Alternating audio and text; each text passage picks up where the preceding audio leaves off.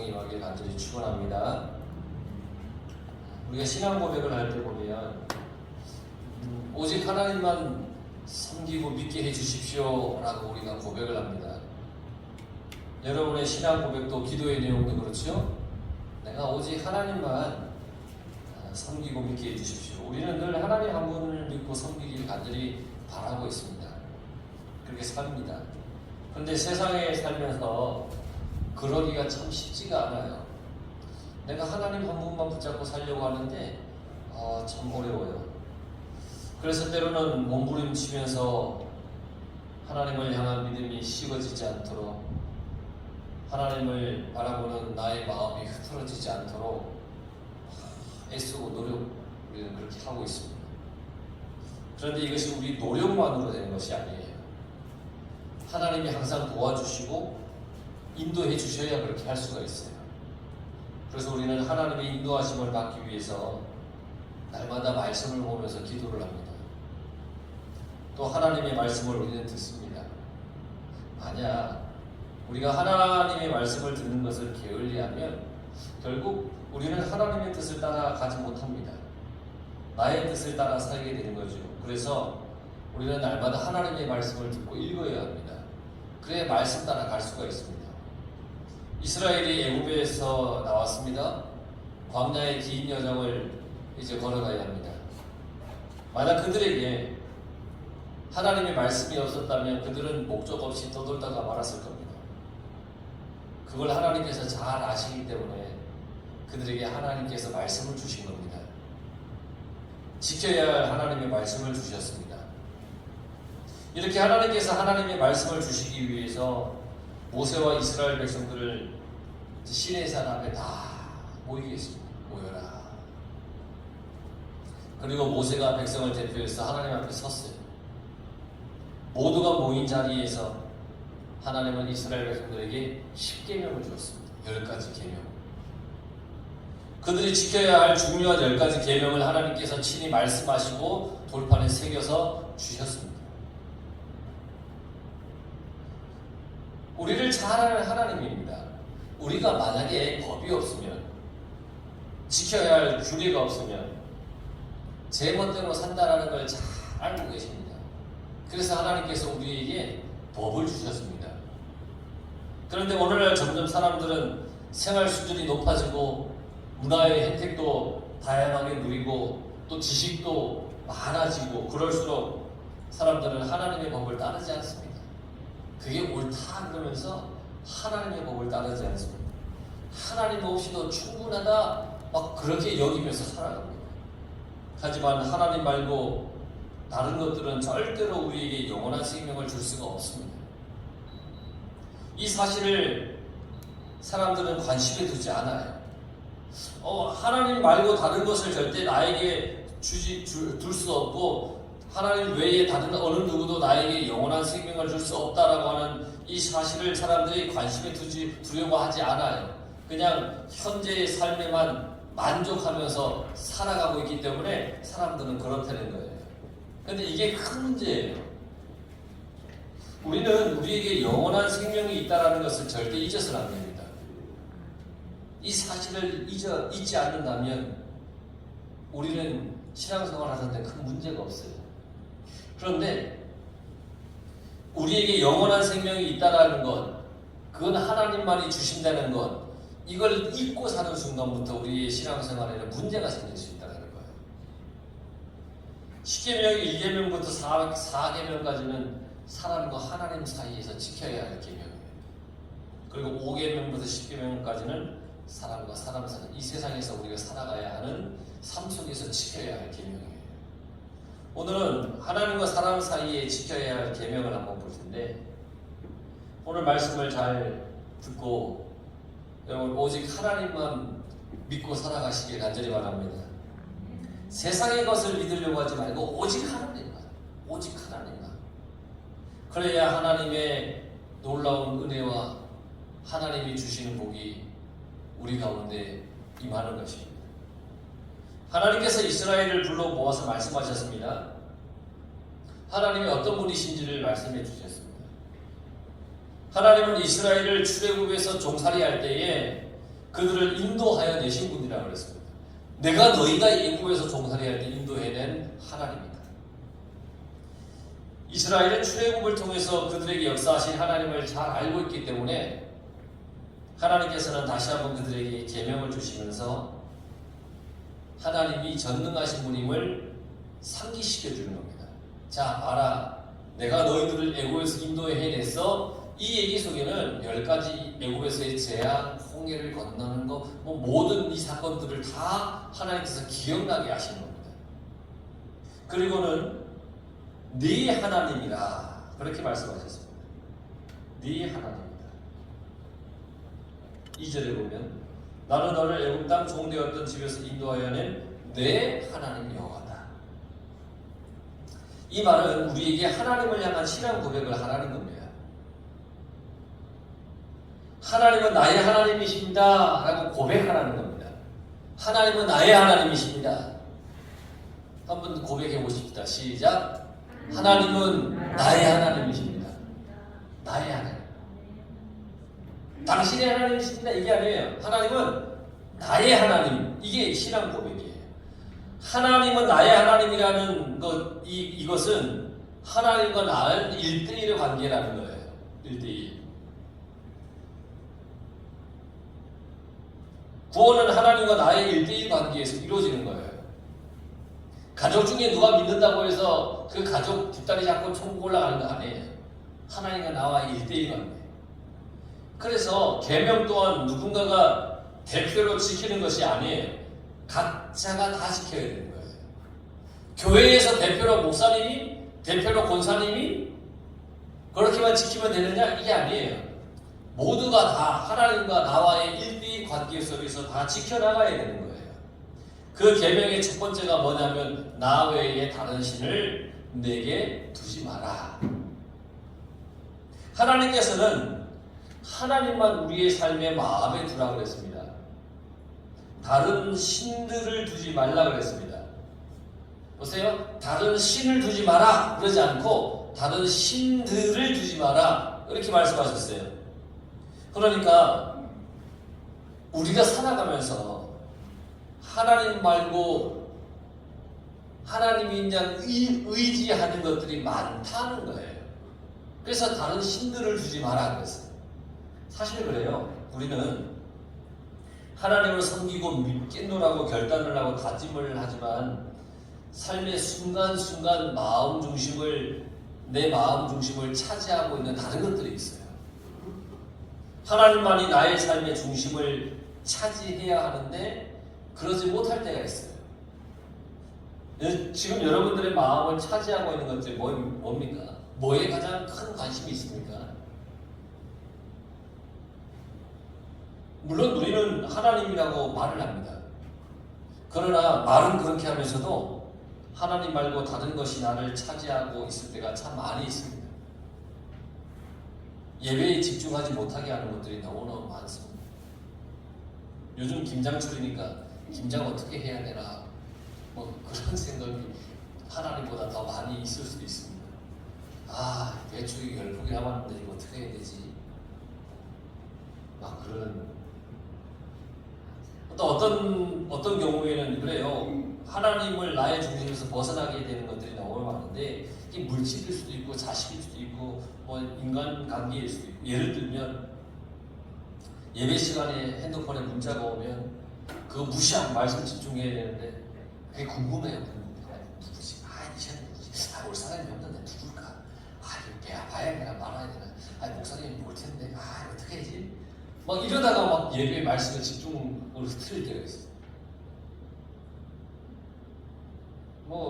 겉으로는 다들 웃고 계시지만 그런 경험들이 많지 않겠습니까? 저도 물론 목사님 저도 그런 경험이 많습니다. 얼마나 부끄러운지 몰라요. 그런 경우도 있잖아요. 어떤 사람은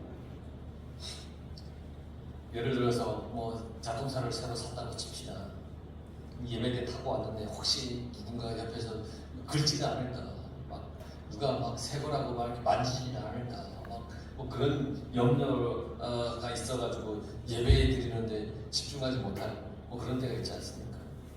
그러니까 우리 생활 속에서 남의 다른 신들을 섬기지 말라.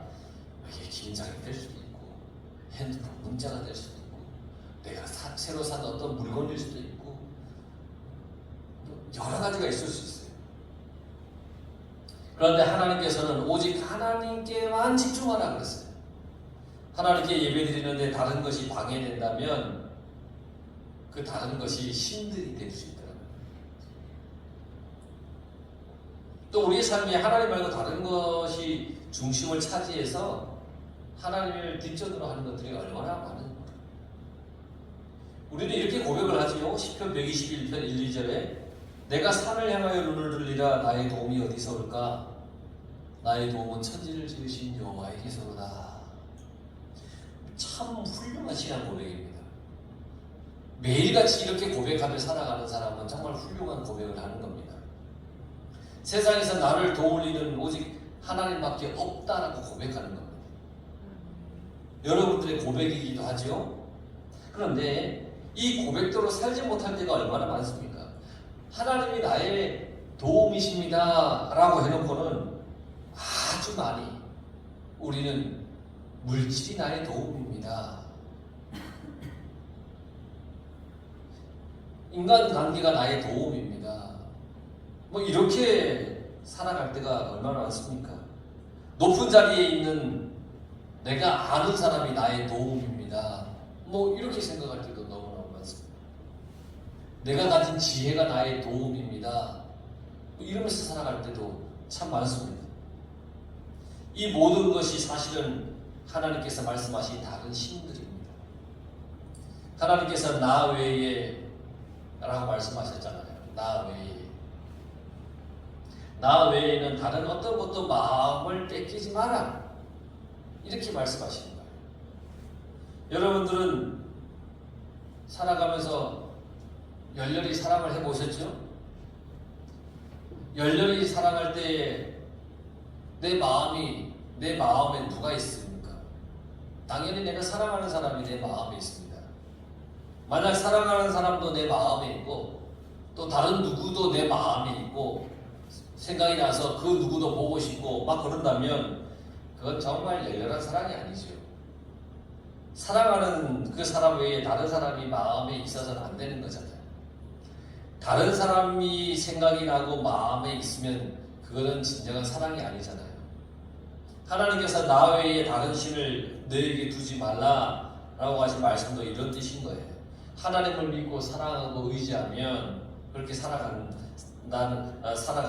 또 그렇게 내가 온전히 살아가야 한다는 것을 하나님께서 가르쳐 주시는 거예요. 그래야 약속의 땅을 가는데 곁길로 가지 않을 수 있기 때문이에요. 다른 곳에 눈을 돌리지 않을 수 있기 때문이에요. 여러분, 광야의 여정이라는 게 그리 만만하지 않습니다. 쉽게 생각했다가는 큰 코 다칩니다. 낭패당합니다. 광야, 중간에 넘어지고 쓰러지고 포기할 수 있습니다. 광야는 절대 만만한 곳이 아닙니다. 그래서 광야를 지나기 위해서는 마음을 굳게 해야 됩니다. 광야를 그 현지의 광야에서 사는 사람들의 이야기를 들어보면 그래요. 광야가 메마른 곳이잖아요. 뜨겁기도 하고. 그래서 아이고 이제 목이 마르다라고 생각할 때 물을 찾으면 이미 늦었다는 거예요. 몸에서 수분이 다 거의 빠져나간 상태라는 거예요. 그러니까 그런 마음이 들기 전에 계속해서 습관적으로 물을 마셔야 되는 곳이 광야라는 거예요. 이 광야를 살아간다는 게 만만하지 않다는 거예요. 광야를 가봤습니다. 성지순례 때. 정말 척박한 곳이에요. 결코 그곳을 지나가는 게 쉬운 일이 아니에요. 근데 이스라엘 백성들은 그곳을 40년간 그곳을 지나갔어야 돼요. 그래서 그들은 다른 곳에 정신이 팔려서도 안 되고 다른 곳을 쳐다봐서도 안 돼요. 다른 것을 원해서도 안 돼요. 그들은 아무것도 없는 곳에서 무한하게 제공해 주시는 하나님만 바라보고 가야 하는 것이었어요. 40년의 광야를. 광야 같은 이 세상을 우리가 살아갈 때에 우리를 넘어뜨리려고 하는 것들이 얼마나 많은지 모릅니다. 우리를 보고 비웃는 사람들이 얼마나 많습니까? 하나님을 믿는다고 비웃습니다. 막 조롱합니다. 교만한 사람들은 우리를 멸시합니다. 눈에 보이지 않는 하나님을 믿는다고 멸시합니다. 현실의 것만 중요하게 여기는 사람들이 우리를 업신여깁니다. 그때 시편 기자는 하나님께 이렇게 외칩니다. 시편 123편 1, 2절. 하늘에 계신 주여, 내가 눈을 들어 주께 향하나이다. 상전의 손을 바라보는 종들의 눈같이, 여주인의 손을 바라보는 여종의 눈같이 우리의 눈이 여호와 우리 하나님을 바라보며 우리에게 은혜 베풀어 주시기를 기다리나이다. 세상에는 우리를 멸시하고 천대하는 사탄의 계략에 득실득실입니다. 하지만 우리가 하나님만 바라보고 하나님만 내 마음에 품고 살아가고 그렇게 지내면 하나님께서 은혜를 베풀어 주셔서 우리가 살아갈 수가 있다는 겁니다. 하나님의 은혜가 부어질 줄 믿고 기다린다는 이 시편 기자의 고백, 이 고백을 우리도 해야 합니다. 하나님의 은혜가 내려줄 줄 기다리는 믿음을 가져야 됩니다. 하나님의 은혜가 내려줄 줄 믿죠? 그 믿음으로 기다려야 되는 겁니다. 그래야 우리는 하나님만 우리 마음에 둘 수 있습니다. 하나님만. 제가 중고등학교 시절에 들었던, 좋아했던 대중 가수가 있는데 이치현과 번님들이라는 그 가수가 되게 좋았습니다. 그들이 불렀던 노래 중에 당신만이라는 노래가 있습니다. 그 가사에 보면 그래요. 눈부신 햇살이 비춰주어도 제게 무슨 소용이 있겠어요. 이러면 뭔 노래야 할지 모르겠는데 이런 노래 들어보셨어요? 눈부신 햇살이 비춰주어도 제게 무슨 소용 있겠어요. 그 뒤에 보면 가사. 이토록 아름다운 당신만이 나에게 빛이 되는 걸. 은은한 달빛이 감싸주어도 제게 무슨 소용이 있겠어요. 향긋한 그대의 머릿결만이 포근히 감싸주는 걸. 그러니까 아무리 아름다운 태양, 달빛 이걸로 막 유혹하고 아니면 보여주고 해도 소용없다는 거예요. 나에겐 당신만이 있으면 된다는 거예요. 사랑하는 사람만이 있으면 된다는 고백의 노랫말인데 당신만이 나에게 의미가 있고 가치가 있다. 이런 뜻이에요. 이런 고백이 바로 내 마음에 두는, 그 사랑하는 사람을 마음에 두는 고백이라는 거예요. 하나님을 향한 나의 고백이 그러한 고백이 되어야 됩니다. 우리는 세상의 가치 때문에, 세상이 말하는 귀한 것 때문에 하나님을 마음에서 떠나보내서 절대 안 됩니다. 아무리 세상에 좋은 것을 갖다 줘도 내 마음에 하나님을 온전히 모시고 하나님만이 나의 구원자이십니다. 하나님만이 내가 의지하고 따라갈 분입니다. 이 고백으로 날마다 살아야 되는 겁니다. 하나님께서 오직 하나님만 우리의 마음에 두라고 하신 이유를 우리는 잘 깨달아야 합니다. 하나님 없이는 절대로 약속의 땅까지 우리가 갈 수 없기 때문입니다. 하나님 없이는 광야의 40년을 이스라엘 백성들이 걸어갈 수가 없는 겁니다. 하나님 없이는 이 땅을 우리는 살아갈 수가 없기 때문입니다. 다른 것에 마음이 빼앗겨서는 절대로 약속의 땅에 들어갈 수 없기 때문에 하나님께서 나만 봐라, 나만 의지해라, 나 외에 다른 신 없다, 내가 너희를 이 땅에서 저 천국까지 이끌어갈 구원자다, 이것을 우리에게 계속해서 말씀해 주시는 겁니다. 시편 기자가 하나님의 은혜만을 기다리는 것처럼 우리도 하나님의 은혜만을 바라보며 살아가야 합니다. 그 사람에게는 하나님만이 마음에 가득 채워질 겁니다. 돈도 명예도 건강도 우리에게 영원한 생명을 가져다 주지 못합니다. 우리에게 영원한 생명을 가져다 주는 분은 오직 하나님. 그분으로 인해서 우리가 천국에 갈 수가 있는 겁니다. 하나님께서 이스라엘을 모으시고 모세에게 주신 처음 계명, 너는 나 외에 다른 신을 내게 두지 마라. 너는 내게 하나님과 나와의 1대1 관계라는 겁니다. 나 외에 너는 1대1 관계라는 겁니다. 여러분 마음에는 오직 하나님 하나님만 계시길 바랍니다. 아멘. 여러분들의 고백이 나의 구원자는 오직 하나님이십니다. 이 고백으로 살아가시길 바랍니다. 여러분들의 인생을 오직 하나님께만 맡기고 여러분들의 마음을 다른 것에 빼앗기지 마시기 바랍니다. 신앙의 출발은 나의 마음에 오직 하나님만 두는 겁니다. 이게 신앙의 출발입니다. 그리고 마침표입니다.